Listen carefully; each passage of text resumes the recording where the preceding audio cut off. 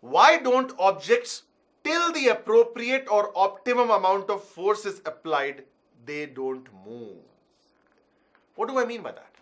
I mean, if I am trying to, let's say, push a certain heavy block, then in my experience, if I start pushing it lightly, I try to gauge it. I try to, measure how much force it will require.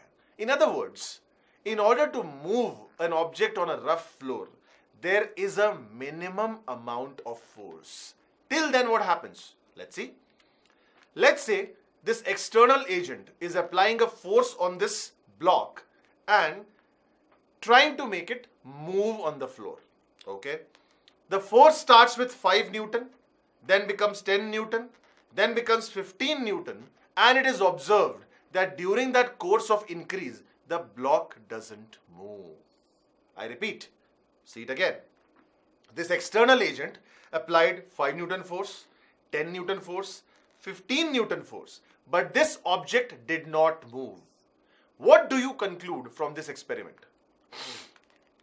There is a certain force which is keeping this particular object at rest for sure, because somebody needs to counter the force which is being applied by the external agent.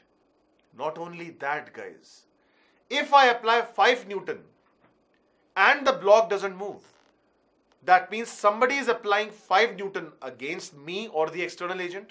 If I apply 10, that resistance force increases to 10. If I apply 15, the resistance force is increasing to 15. What am I trying to tell you here? That the resistance force which is stopping the particle from moving is a variable force and is matching neck to neck with the external force you are applying. That's why static friction is more detailed, because guess what? Static friction is not a constant force, it is a variable force. Do I have your attention? Okay, arch your back, take a deep breath. This is extremely important, okay? But if you nail this in the next 10 minutes, life is going to be easy. I'll show you today itself. Ready? Static friction is a variable resistive force which is equal and opposite to external force until it surpasses the threshold. Look at 2 highlighted words in this particular definition. The highlighted words are variable and threshold. What does it mean? It means that the force which is, first of all, the force which is making the block not move or keeping the block at rest is definitely the force of friction, point number 1. Point number 2, is the movement happening? Is the block slipping on the floor? No, it's not. Hence, what kind of friction? Static friction. Point number 3, 5 Newton, 10 Newton, 15 Newton. The block did not move till 15 Newton. That means static friction is matching your force. Matching your force. At 5, it is 5. At 10, it is 10. At 15, it is 15. That means static friction is variable. What happens at 15? Let's see. Self-adjusting nature of static friction. It is matching neck to neck your forces. Okay. What happens at 15.1 Newton? I can make it 15.01 also. I just like 15.1 as a ring to it. And at 15.1, the block moves. Watch the very slow movement of the block. I'll repeat. Till 15, nothing was happening.